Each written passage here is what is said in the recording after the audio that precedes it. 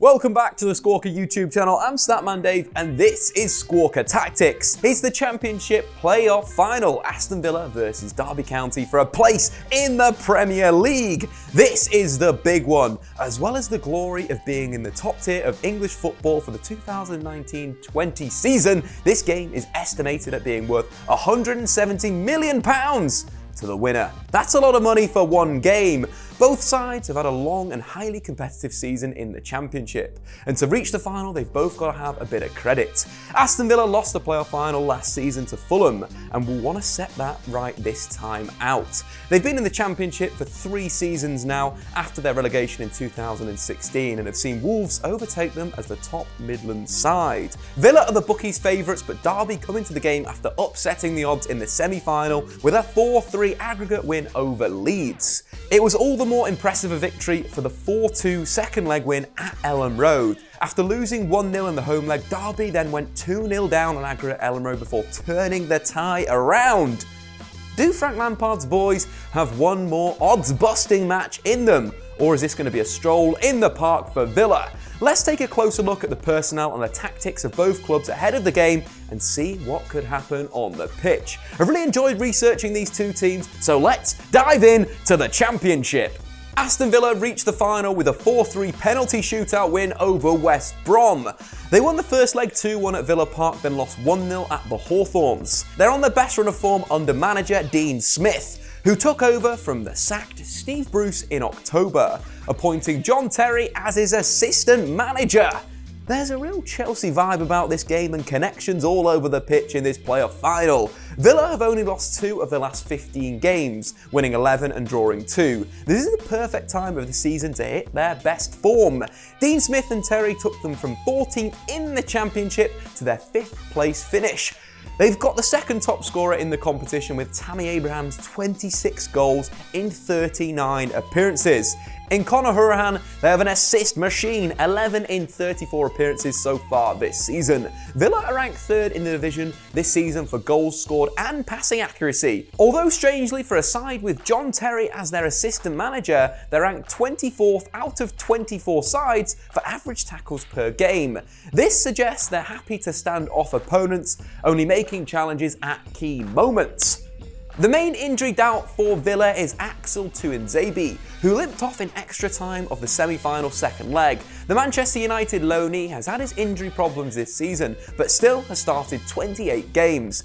So let's start by talking about Dean Smith's Aston Villa, who set up in a 4-1-4-1. The interesting side of their formation is their defensive midfielder does drop in the back 3 to get on the ball, either to play the ball to the out wide to one of the fullbacks and then to one of the wingers, or go direct to Tammy Abraham. Villa like to get Tammy Abraham involved as much as possible, either feeding with him with crosses from out wide or looking to play the ball into his feet. Other interesting parts of the formation for Aston Villa is the central midfield. We've got mentioned Hourihane or Gwen Whelan, who drops into the back. Then you have McGinn that plays a bit of a support role, winning the ball back, but also getting shots away. He wins possession on average 3 times per game and either shoots or creates a chance 4 times per game. A player that's good, high octane, good around the penalty area, bit of a box-to-box central midfielder. In terms of their playmaker in the final third, it is Jack Grealish. A little bit slow in possession, similar to the stylistically of someone like an Eden Hazard that likes to stop the ball in the final third before either dribbling or making a pass. Grealish has come up with some big moments this season, including that winner against Birmingham City.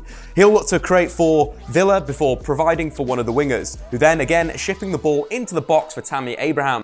They're an old school British side, Aston Villa, under Dean Smith, and expect them to go direct over the Derby press. Derby will be pressing them out of the back, expect them to go long to Tammy Abraham, bypass that issue. Abraham is going to be vitally important if Aston Villa are going to make it back to the Premier League.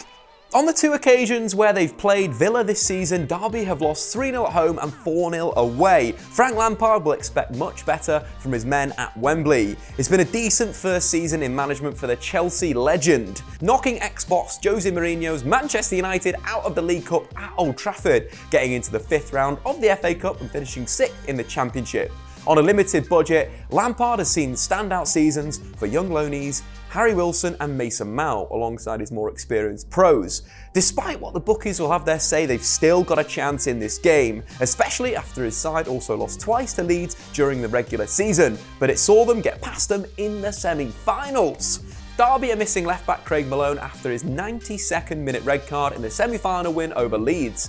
He's expected to be replaced by a familiar name and another Chelsea connection, Ashley Cole. If that happens, Cole will be making only his 7th start of the season for Derby. In such a key game, this could be an area that Aston Villa could exploit. Derby could have Martin Waghorn and Craig Bison back after injuries have kept them out of the playoffs so far. It'll be interesting to see if Lampard involves them and Jack Marriott. Marriott's match-winning performance, scoring 2 from the bench against Leeds, has led to calls from Derby fans for him to start the game as the striker. Would it be a risk given that he hasn't started a game for Derby since March the 5th? Derby fans, let us know in the comments below. Anyway, it's time to dive into the tactics and the key battles. Derby under Frank Lampard have been a very interesting proposition tactically this season. A 4-1-4-1. The interesting side how it's different to Villa. Villa is probably a little bit more compact in midfield, whereas Lampard gives the 4 players a lot of freedom. Arguably, they look a little bit more like attacking midfielders than central midfielders. A few questions around Derby in terms of selection worries is who plays number 9.